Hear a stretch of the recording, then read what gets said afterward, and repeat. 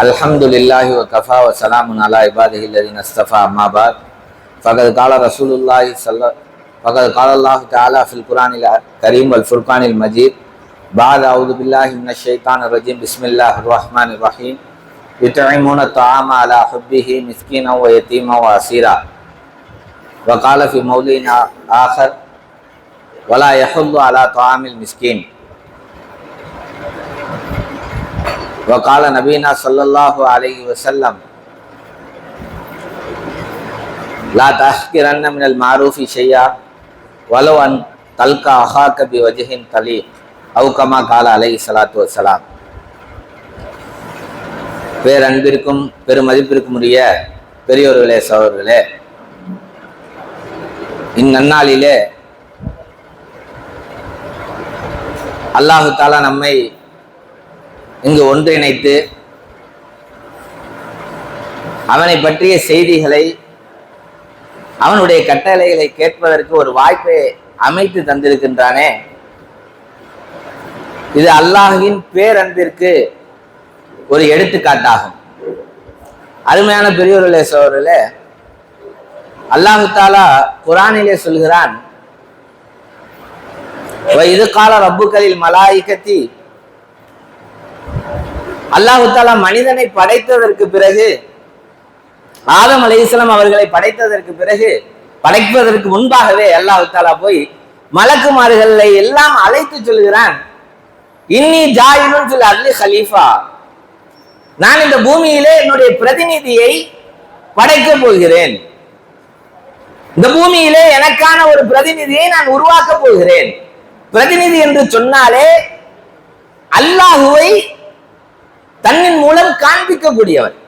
ஒரு நாட்டிற்கு ஒருவர் பிரதிநிதியாக இருக்கிறார் என்று சொன்னால், வெளியுறவுத்துறை மந்திரியாக இருக்கிறார் என்று சொன்னால், இந்தியாவுடைய வெளியுறவுத்துறை மந்திரி அமெரிக்காவிலே இருப்பார். ஆனால் அவர் வெளிப்படுத்துவது இந்தியாவுடைய நலன்களைத்தான், இந்தியாவை பற்றி வெளிப்படுத்துவதற்குத்தான் அவர் வெளியுறவு மந்திரியாக இருப்பார்.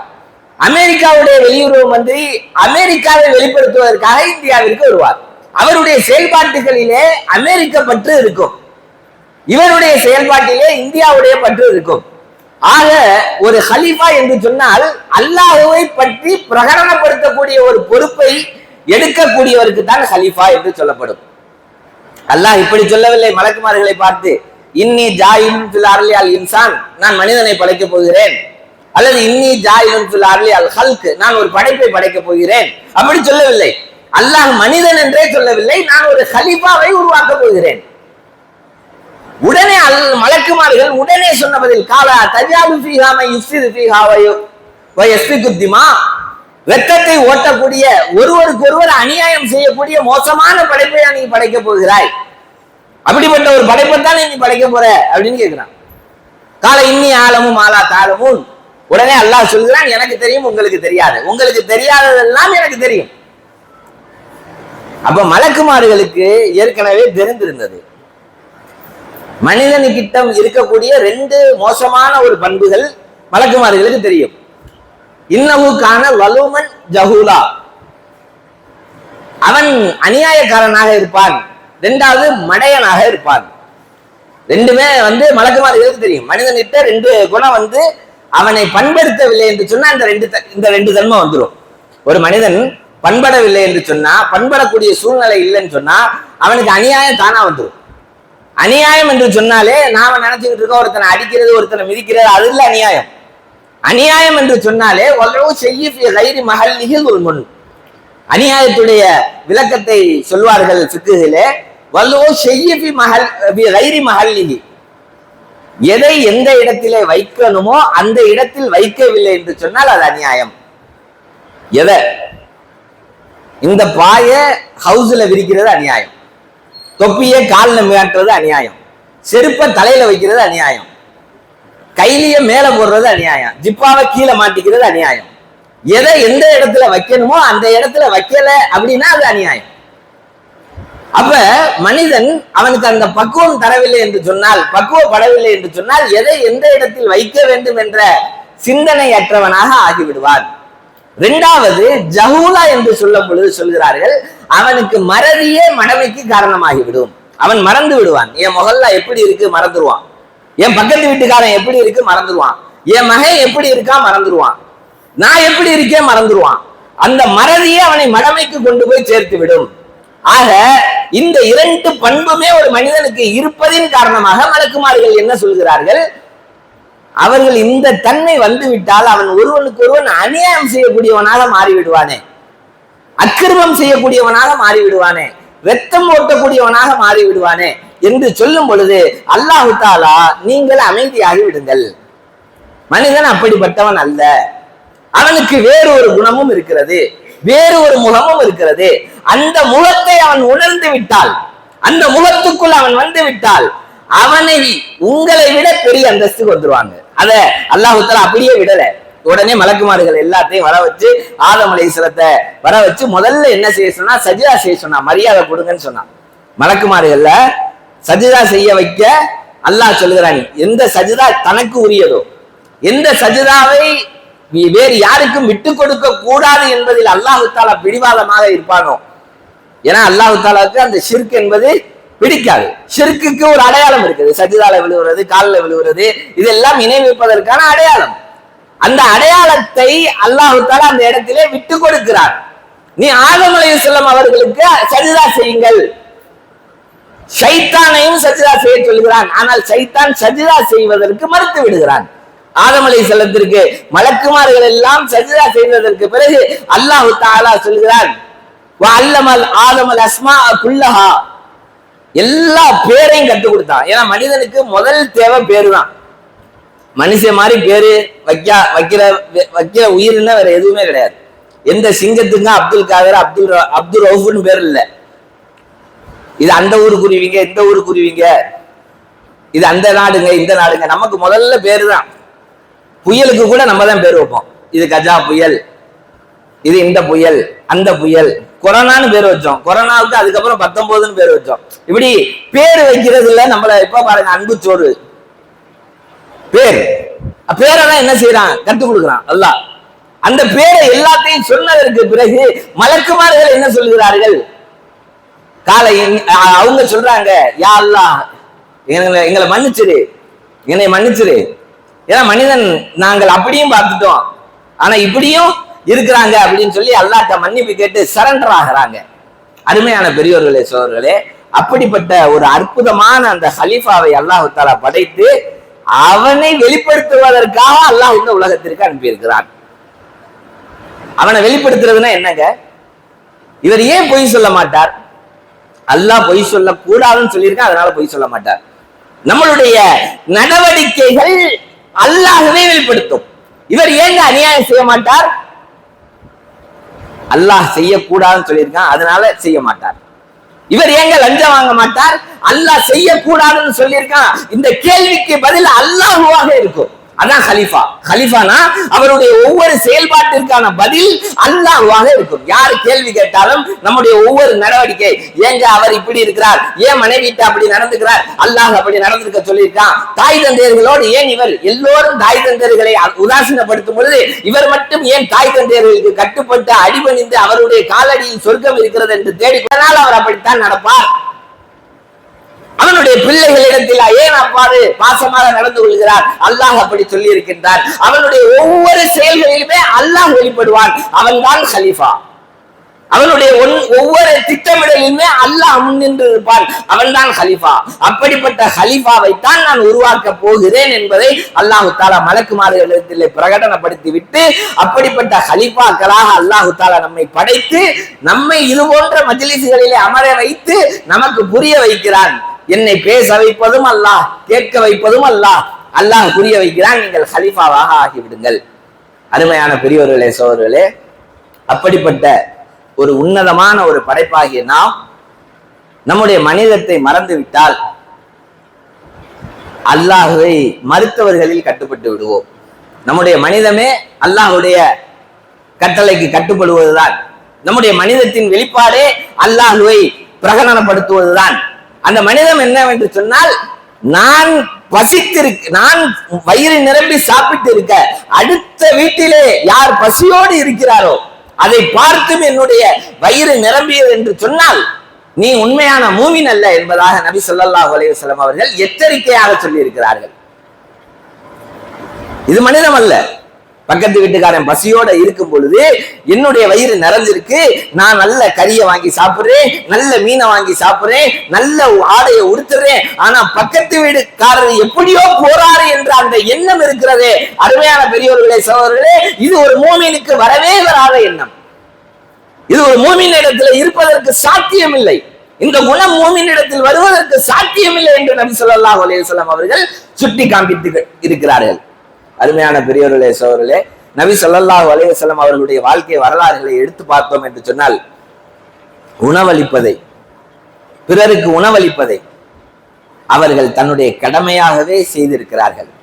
உணவளிப்பது என்பது அல்லாஹ் தஆலா குர்ஆனிலே சொல்கிறான், தன்னுடைய அடியார்கள் அவர்களுக்கு எப்படிப்பட்ட சொர்க்கத்தை நான் தரப்போகிறேன் என்ற அந்த சொர்க்கத்தை விவரித்து விட்டு சொல்கிறான்.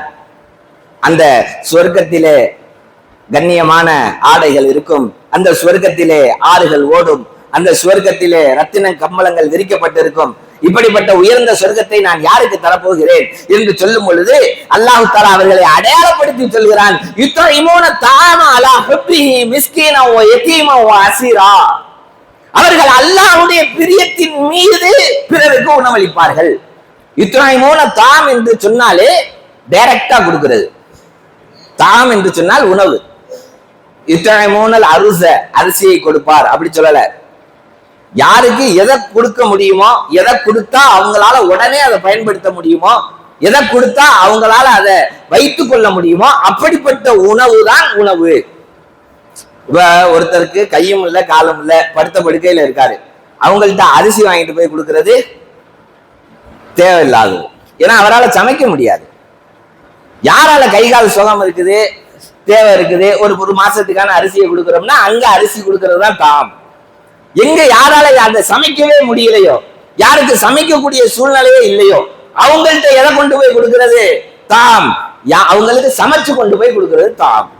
அவங்கள்ட்ட கொண்டு போய் கொடுக்கிறது. அருமையான பெரியவர்களே சகோதரர்களே, இஸ்லாமியர்கள் ஏன் வளர்ச்சி அடையவில்லை?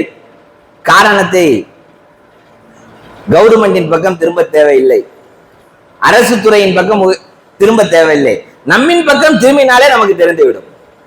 அண்டை வீட்டுக்காரர் பட்டினியாக இருக்கும் பொழுது, இது இந்த ஹதீஸ் எல்லாத்துக்கும் வரும். அண்டை வீட்டுக்காரர் வேலை இல்லாம இருக்கும் போது நான் மட்டும் நல்ல வேலைக்கு போறதும் ஈமானுடைய தன்மை அல்ல. அவருக்கு வேலை வாங்கி கொடுக்கக்கூடிய வாய்ப்புகள் எனக்கு இருந்துச்சுன்னா அவருக்கு வேலை வாங்கி கொடுக்கிறது எனக்கு என்னின் மீது கடமை. அண்டை வீட்டுக்காரர் எனக்கு மருத்துவம் செலவு செய்ய முடியும், பக்கத்து வீட்டுக்காரர் நோய்வாய்ப்பட்டிருக்காரு, அதுக்கான தீர்வை என்னால கொடுக்க முடியும் அப்படின்னு சொன்னா அந்த இதுக்கு நான் ட்ரீட்மெண்ட் பார்க்காம எனக்கு மட்டும் ட்ரீட்மெண்ட் பார்க்கறது ஈமானுடைய தன்மை இல்லை. ஈமானுடைய தன்மை வெறும் அவர்கள் பசி, அவங்க கஷ்டத்துல இருக்கும் போது நம்ம சந்தோஷமா இருக்கக்கூடாது. இதுதான் ஈமான்னா. என்னன்னா வெறும் சாப்பாட்டுக்கு மட்டும் அல்ல, அவர் கஷ்டமா இருக்கும் போது நமக்கு சந்தோஷமே வரக்கூடாது. பக்கத்து வீட்டுக்காரரு நிம்மதி இல்லாம இருக்கும் போது நமக்கு நிம்மதி வரக்கூடாது. பக்கத்து வீட்டுக்காரங்க கடன்காரனா இருக்கும் போது நமக்கு நிம்மதி வரக்கூடாது. பக்கத்து வீட்டுக்காரங்க சிரமத்துல இருக்கும் போது நமக்கு என்ன செய்யக்கூடாது, நிம்மதி வரக்கூடாது. அப்படிப்பட்ட ஒரு பண்பு மூமின்களுக்கு வந்து விட்டால், அருமையான பெரியவர்களே சகோதரர்களே, இந்த உலகத்தில் யார் கஷ்டப்படுவார்கள், யார் சிரமப்படுவாங்க, எந்த மூமினால் கஷ்டப்படுவானா? இந்த எண்ணம் செழிப்பானவங்களுக்கு வலுவிழந்தவர்களின் மீது, திராணியற்றவர்களின் மீது கவலை வந்து விட்டால், இந்த உலகத்துல முஸ்லிம்கள் பஞ்சத்திலையும் இருக்க மாட்டாங்க, கஷ்டத்திலையும் இருக்க மாட்டாங்க, நிம்மதி இழந்து இருக்க மாட்டாங்க. ஆனா நாம அதை மறந்தோம். நம்முடைய சிந்தனைகளில் அதில் ஷைத்தான் மறக்கடித்து விட்டார். அதனின் காரணமாக அருமையான பெரியவர்களே சகோதரர்களே, ஒவ்வொரு இடத்துலையும் போய் பார்க்கிறோம். ஒவ்வொரு இடத்துலையும் நம்ம அந்த காரிசாரியை கேட்கும் போது கண்ணுல தண்ணி வருது. எத்தனையோ பேரு ஒருவேளை உணவு கூட சாப்பிடாமல் நம்முடைய மொஹல்லாக்கள்ல இருந்துகிட்டு இருக்காங்க. ஒருவேளை உணவு கூட இல்லாம. எங்கேயோ நடந்தது இல்லை, அமெரிக்கால நடக்கிறது இல்லை, பலஸ்தீன்ல நடக்கிறத சொல்லல, நம்ம மொஹல்லால, நம்ம சந்தப்பேட்டையில, நம்ம மேலூர்ல எத்தனையோ பேர் சிரமத்துல கஷ்டத்துல இருந்து கொண்டு இருக்கிறாங்க. எத்தனையோ பெண்மணிகள் தன்னுடைய கணவனுடைய நிலையை கவனித்து அவர்களுடைய வாழ்க்கையை இழந்து கொண்டு இருக்கிறார்கள், நிம்மதியை இழந்து கொண்டு இருக்கிறார்கள், இரத்த கண்ணீர் வடித்து கொண்டு இருக்கிறார்கள். இப்படிப்பட்டவர்களை எல்லாம் பார்த்து, இப்படிப்பட்டவர்களின் மீதெல்லாம் கரிசனம் காட்டக்கூடிய ஒரு குழு இருக்க வேண்டும். அந்த குழு அதனின் மீது கவலைப்பட வேண்டும்.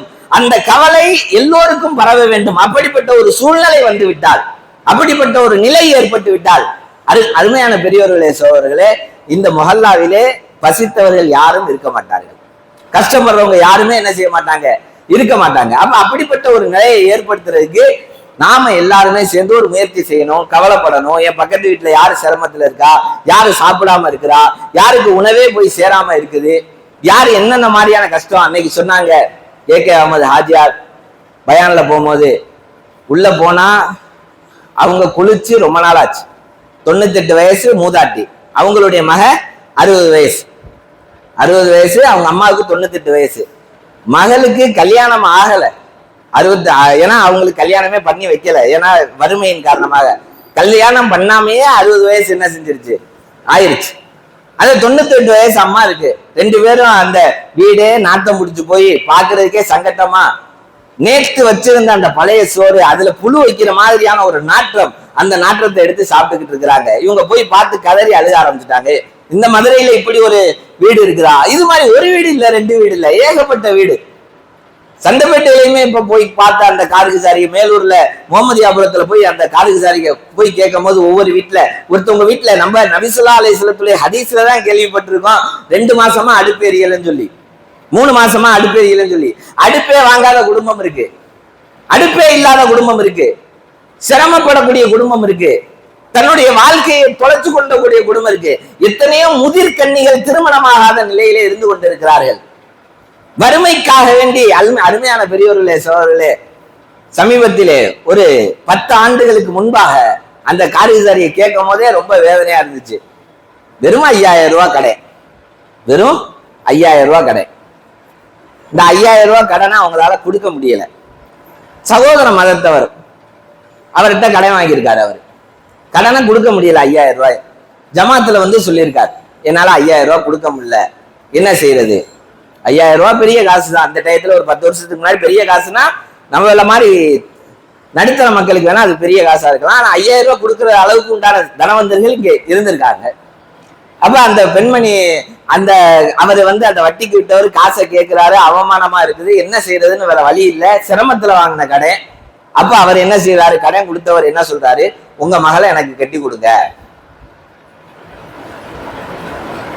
மாற்று மத சகோதர மதத்தவர் ஒரு ஹிந்து, வேற வழி இல்ல கட்டி கொடுத்துட்டார், வேற வழி இல்ல கட்டி கொடுத்துட்டார். இப்பவும் அந்த முதலாள நான் நடந்து போகும்போது காலையில அந்த அம்மா ஆயத்துல் குர்சி அவ்வளவு அழகா ஓதுவாங்க. மத்த புள்ள தாப்பான புள்ள, அந்த புள்ள ஓதக்கூடிய காலத்துல கேள்விப்பட்டேன். இப்பவும் அந்த ரோட்ல நடந்து போகும்போது காலையில அவங்க கோலம் போட்டு கொண்டு இருக்கும் பொழுது பார்க்கையில ரொம்ப வேதனையாக, ரொம்ப கவலையாக இருக்கு. சிரமத்துல கஷ்டப்பட்டுக்கிட்டு இருக்காங்க. இப்ப ஆயத்துல் குர்சி யதார்த்தமா ஓதிக்கிட்டு இருந்தாங்க. அப்ப நம்ம போய் கேட்டோம், என்னமா ஆயத்துல் குர்சி இவ்வளவு அழகா ஓதுறீங்க, பொட்டு வச்சிருக்கீங்க அப்படிங்கும் போது, அஜர்த்து நான் தான் மக்தப்ல ஃபர்ஸ்ட், வேற வழி இல்ல, எங்க அத்தா இப்படி கட்டி கொடுத்துட்டாரு. அருமையான பெரியவர்களே, சகோதரர்களே, அந்த நேரத்திலே யாருக்கு செழிப்பாக 5000 ரூபாய் கொடுத்த அந்த கடனை நிவர்த்தி செய்து அவர்களுடைய ஈமானை காப்பாற்றக்கூடிய வாய்ப்பு இருந்தும் அதை பயன்படுத்தாமல் இருந்தார்களோ அவர்கள் எல்லாம் அல்லாஹ்விடத்திலே குற்றவாளியாக இருப்பார்கள், அல்லாஹ்விடத்திலே கேள்விக்குரியவர்களாக இருப்பார்கள். அருமையான பெரியவர்களே, சகோதரர்களே, இப்படிப்பட்ட எத்தனையோ சம்பவங்கள் நம்ம கண் முன்னால் நடந்து கொண்டே இருக்கிறது, பார்த்து கொண்டே இருக்கிறோம். பல சம்பவங்கள் அவர்களுடைய வாழ்க்கையிலே இந்த சிரமத்தின் காரணமாக, இந்த வறுமையின் காரணமாக, உணவிற்கு வழி இல்லாததின் காரணமாக எத்தனை குடும்பங்கள். அதனாலதான் நான் சொல்லுவேன், ஜேஎஸ்ஆர் மண்டபத்துல கல்யாணம் வைங்கன்னு சொல்லுவேன். சில பேர் சொல்லுவாங்க, ஜேஎஸ்ஆர் மண்டபத்துல கல்யாணம் வச்சோம்னு சொன்னா பத்திரிக்கை வைக்காதவங்க எல்லாம் நிறைய பேர் வந்து சாப்பிடுவாங்க அப்படின்லாம் நிறைய பேர் என்ன செஞ்சு சாப்பிடட்டும், அல்ஹம்துலில்லாஹ், அன்னைக்காவது என்ன செய்யட்டும், சாப்பிடட்டும், அதை நினைச்சு சந்தோஷப்படணும். அப்படியாவது நம்முடைய நீங்க என்ன செய்யணும், பத்திரிக்கை அடிக்கும் போதே கொடுக்கும் போதே அந்த மண்டபத்துல வைக்கும் போதே நீங்க வச்சிடணும், யாரெல்லாம் நான் அழைச்சாலும் சரி அழைக்காட்டாலும் சரி ஏழைகளை வந்து சாப்பிடணும், ஏழைகள் என்னுடைய அவங்க எல்லாத்துக்கும் நான் அழைப்பு கொடுக்குறேன் நியத்து வைங்க. அந்த அந்த அந்த சாப்பாடு அவங்களுக்கு ஹராம் ஆகாது, அந்த சாப்பாடு அவங்களுக்கு, ஏன்னா அவங்களுக்கு சாப்பிட்றதுக்கு வழி இல்லாம தான் என்ன செய்யறாங்க, வந்து சாப்பிடுறாங்க, கஷ்டத்துலதான் வந்து சாப்பிடுறாங்க, தன்னுடைய கௌரவத்தை விட்டுட்டு வந்து அவங்க சாப்பிடுறாங்கன்னு சொன்னா அந்த பசி, அவர்களுடைய பசி வந்தா 10 பறக்கும்னு சொல்றாங்களா இல்லையா, அதனால அவங்களுக்கு அதெல்லாம் போகுது. அதனால அப்படி நீயத்துல நீங்க என்ன செய்யுங்க, பத்திரிக்கை அடிங்கன்னு சொல்லி நம்மள்ட்ட கேட்கிறவங்கள்ட்ட நம்ம அப்படி சொல்லுவோம். அந்த மாதிரிதான் அது இருக்கு, அந்த மாதிரிதான் கல்யாணம் வைக்கணும் அப்படின்னு சொல்லுவோம். அருமையான பெரியவர்களே, சோழர்களே, இதுக்கெல்லாம் நம்ம இதெல்லாம் பேசுறத பார்த்துட்டு ஒரு பெரிய அமௌண்டா செலவு பண்ணணுமோ அப்படிலாம் தேவையில்லை. சாதாரணமா ஆஜியார் சொன்னாரு, ஒரு 2000 ரூபாய் ஒரு நாளைக்கு இருந்துச்சுன்னு சொன்னா எத்தனை பேர், 60 பேருக்கு அழகா சாப்பாடு கொடுத்தலாம். வெறும் 2000 ரூபாய் இருந்தா போதும் ஒரு நாளைக்கு. என்னுடைய மாசத்துல ஒரு 2000 ரூபாய் நான் ஒதுக்குறேன், 60 பேருக்கு 60 பேர் பசித்தவர்கள் என்னுடைய காசுல சாப்பிடுறாங்கன்னு சொன்னா அதை விட ஒரு பெரிய நன்மை என்னவா இருக்கு? அதானே மனிதம், அதானே மனிதம். மனிதம் என்று சொன்னாலே என்ன சொல்லுவாங்க? என்னால பிறருக்கு என்ன பிரயோஜனம்? நம்முடைய மரணம் வரைக்கும் நான் வாழ்ந்தேன், நான் இப்படி செஞ்சேன். அருமையான பெரியவர்களை சொல்ல, இந்த உலகத்திலே கொண்டு செல்பவர்கள் யாருமே இல்லை. சொல்றாங்க அல்லாஹு தாலா இந்த உலகத்தை பத்தி சொல்லும் போது நுஅத்திஹி மின்ஹா, ஆக்கிரத்தை பத்தி சொல்லும் போது நம்ம கொடுத்துக்கிட்டே இருப்போம்னு சொல்றான். ஆனா உலகத்தை பத்தி அல்லாஹ் சொல்லும் போது நுஅத்திஹி மின்ஹா, அதிலிருந்தே கொடுப்போம்னு சொல்றான். இன்னைக்கு ஒருத்தர் பணக்காரர் ஆகிறாருன்னா ஒருத்தர் பரம ஏழை ஆகிட்டு இருக்காருன்னு அர்த்தம். ஏன்னா அவர்கிட்ட பிடிங்கிதான் அல்லாஹ் இவர்கிட்ட கொடுக்குறான், இவர்கிட்ட பிடிங்கிதான் இவர்கிட்ட போகும். அல்லாஹ் தாலா தில்கல் ஐயாம நுதாவிலுஹா பைனன்னாஸ், நாம் மக்களுக்கு மத்தியிலே அதை நாம் சுழற்றி கொண்டே இருப்போம். நீங்க யாரையாவது சொல்லுங்க, ஒரு 20 தலைமுறையா அவங்க பணக்காரருங்க, யாரையாவது காமிக்க முடியுமா? முழு மேலூரையும் சுத்தி பாருங்க, 20 தலைமுறையா இவங்க பெரிய கோடீஸ்வரருங்க, காமிக்க முடியுமா? அப்படி இருக்க மாட்டாங்க. அத்தா என்ன செய்வார்? ஏழையா இருப்பாரு, அவரு கஷ்டப்பட்டு வளர்ப்பாரு, அந்த மகனுக்கு அறிவு வரும், திறமை வரும், அவன் பணக்காரனாவான். அப்புறம் அவர் பிள்ளைய சொகுசா வளர்ப்பாரு, அவன் முட்டாளாவான். அதுக்கப்புறம் அவன் சொத்தை இழப்பான். அதுக்கப்புறம் இதாகினா அதுக்கப்புறம் கஷ்டப்படுற ஒரு சமூகம் உருவாகும். அப்புறம் அவர் கஷ்டப்படுவாரு, அப்புறம் பெரிய பணக்காரர். இப்படித்தான் ரொட்டேஷன். என்ன நுதாவிலுஹா பைனன்னாஸ், நான் மக்களுக்கு மத்தியில என்ன செஞ்சுக்கிட்டே இருப்போம்? சொல்லட்டிக்கிட்டே இருப்போம். என்னுடைய சொத்து என்னுடைய பேரனுக்கு பேரை அணிவிக்கிறாருன்னு நினைச்சா அது நம்முடைய அறியாமை தான். ஏன்னா நம்முடைய பாட்டனுடைய சொத்தை நம்ம அணிவிக்கல, பாட்டனோட சொத்தை நாம அணிவிக்கல. அதனால நம்ம பேரனுடைய பேரை நம்முடைய சொத்தை என்ன செய்ய போறது இல்ல, அணிவிக்க போறதில்லை. இந்த உலகத்துல நாம் என்ன சதக்கா செய்தோமோ, நம்மால் யாரெல்லாம் பலன் பெற்றார்களோ அதுதான் நம்முடைய கபூரிலே பேசக்கூடியதாக இருக்கிறது. அதுதான் நம்முடைய கபூரியுடைய வேதனையை தடுக்கக்கூடியதாக இருக்கிறது. அதுதான் நம்மை அல்லாஹ்வுடைய பொருத்தத்தோடு இணைக்கக்கூடியதாக இருக்கிறது. அதுதான் நம்மை சொர்க்கத்தில் நுழைய செய்வதாக இருக்கிறது. அதனால் நாம் சேர்த்து வைப்பதால் எந்த பலனும் நம்முடைய மகனுக்கு இருக்கலாம், ஆனால் நம்முடைய பேரனுக்கு அதை விட குறையும், நம்முடைய பேரனுக்கு கிடைக்காது என்பதை நாம் புரிந்து கொண்டு, அருமையான பெரியவர்களே சோழர்களே, நம்முடைய இருக்கக்கூடிய காலத்துல, ஹயாத்தா இருக்கக்கூடிய காலத்துல என்னெல்லாம் செலவு செய்ய முடிஞ்சு என்னெல்லாம் இந்த மக்களை முன்னேற்ற முடியுமோ அந்த முன்னேற்றம் இருக்குதே, நாளைக்கு கியாமத்து நாள்ல ஒரு பெரிய நன்மை என்ன செய்யும்? உருவாக்கும். சின்ன சின்ன செலவுகள் தான். அதுவும் ஹதீஸ்ல வருது, குர்ஆன் ஆயத்துல அல்லாஹ் தஆலா தெளிவா சொல்றான், ஒருத்தரால செலவே செய்ய முடியல, அவர்கிட்ட காசு இல்ல, பணம் இல்ல, அதனால அவருக்கு பொறுப்பு நீங்கிருச்சா? இல்ல. அல்லாஹ் குர்ஆன்ல அழகா சொல்றான், வலா யஹுது அலா துஆமில் மிஸ்கீன், அந்த நரகத்திற்கு சொந்தக்காரர், அந்த நரகத்திற்கு போகக்கூடியவர், அவர் உணவு அளிக்கவில்லை என்பதால் அவருக்கு நரகம் இல்லை. உணவு அளிக்க தூண்டல, அவர் என்ன செய்யல? உணவு அளிக்க தூண்டல. இவருக்கு காசு இல்ல, கொடுக்க முடியல. ஆனா இவருடைய மச்சான் இவர் சொன்னா கேட்பாரு, இவருடைய அக்காமையே இவர் சொன்னா கேட்பாரு, இவருடைய தாய்மாமே இவர் சொன்னா கேட்பாரு. ஆனா அவரால் கொடுக்க முடியும். இவரை நினைச்சா தூண்டி இருக்கலாம், இவரை நினைச்சா சொன்னா செஞ்சிருக்கலாம். ஆனா அந்த வாய்ப்பையும் அவர் விட்டு விட்டார், அந்த வாய்ப்பையும் அவர் தவற விட்டு விட்டார். இந்த வாய்ப்பை தவற விட்டதுனாலே அவர் நரகவாதியாக ஆகிவிடுகிறார். அருமையான பெரியவர்களே சோழர்களே, அப்ப அது ஒண்ணு, நம்மள்ட்ட காசு இருந்தா கொடுக்கணும், காசு இல்லையா கொடுக்க சொல்லி தூண்டணும். அதே போல காசு இருந்து கொடுத்தவருக்கும் கொடுக்க சொல்லி தூண்டக்கூடிய பொறுப்பும் இருக்கு. அவருக்கு 2 பொறுப்பு, காசு இல்லாதவருக்கு ஒரு பொறுப்பு. காசு இல்லாதவர் தூண்டணும், காசு இருக்கிறவர் தூண்டவும் செய்யணும், கொடுக்கவும் செய்யணும். அவருக்கு அதுக்காண்டி தூண்டுற பொறுப்பு இல்லாம அவர் நான் கொடுக்குறேன் 2000 ரூபாய், நீ கொடு 2000 ரூபாய், அப்படி தூண்டணும். இன்ஷா அல்லாஹ் அல்லாஹுடைய கிருபையில ஒரு டார்கெட் எல்லாத்துக்குமே ஷரியத்துல டார்கெட்டுங்கிறது ஆரம்பத்துல இருந்து இஸ்லாமிய சமூகம் விட்ட ஒரு பெரிய சுன்னத்து டார்கெட் வைக்கிறது. ஏன்னா நபி ஸல்லல்லாஹு அலைஹி வஸல்லம் அவங்க ஹிஜ்ரத் செய்ய ஆரம்பிச்சதுல இருந்து இஸ்லாமிய வளர்ச்சி இருந்த காலம் வரைக்கும் டார்கெட் என்பது ஒரு கட்டாயமாக இருந்துச்சு. டார்கெட் எப்படி ஹிஜ்ரத் செய்யறதுக்கு அல்லாஹ் தஆலா அறிவிப்பு கொடுத்துட்டான். உடனே அபூபக்கர் ரலியல்லாஹு அன்ஹு கூப்பிடுறாங்க, கூப்பிட்டு எந்த பாதையில போறோம், எங்க தங்க போறோம், நம்ம தங்கக்கூடிய நேரத்துல யார் சாப்பாடு கொடுப்பா, நம்ம எந்த மாதிரி பயணிச்சு போனா அந்த இடத்த நம்ம கடந்து போகலாம், என்ன மாதிரியான சூழ்நிலைகள்லாம் வரும், அந்த ஒட்டகத்துக்கு யாரு காசு கொடுக்கணும், அந்த ஒட்டகம் எந்த வயசுடையதாக இருக்குன்னு, அதுக்கு எத்தனை பல்லு இருக்கணும், இவ்வளவு விஷயம் மசூரா செஞ்சுதான் என்ன செய்யறாங்க, ஹிஜ்ரத் செய்து போறாங்க. திட்டமிடல் என்பது ஒரு பெரிய சுன்னத். அதே போல டார்கெட் வைப்பது, அருமையான பெரியவர்களே சகோதரர்களே, நான் அடிக்கடி சொல்வதுண்டு, நபி ஸல்லல்லாஹு அலைஹி வஸல்லம் அவர்கள் கந்தக்குடைய யுத்தத்திலே சஹாபாக்கள் எல்லாமே பசி, அவங்களுடைய வயிறு முதுகு தண்டை ஒட்டிருச்சு. ஒரு கல்லை கட்டிட்டு நபி ஸல்லல்லாஹு அலைஹி வஸல்லத்துல வந்து நிற்கும் போது நபி ஸல்லல்லாஹு அலைஹி வஸல்லம் இதை காமிக்கிறாங்க, யார சொல்ல நாங்க பசியுடைய கொடுமையின் காரணமாக ஒரு கல்லை கட்டிட்டு இருக்கோம். அப்ப நபி ஸல்லல்லாஹு அலைஹி வஸல்லம் தன்னுடைய ஆடையை விளக்கி காமிக்கிறாங்க, 2 கல்லு கட்டி இருக்கு. இந்த டயத்துல என்னங்க சொல்லணும்? ஒரு தலைவர் என்ன சொல்லணும்? கவலைப்படாதீங்க, ஒரு ஒட்டகத்தை அறுத்துருவோம், கவலைப்படாதீங்க ஆட்டுக்கறி வாங்கிடுவோம், கவலைப்படாதீங்க உணவு, அதெல்லாம் சொல்லல.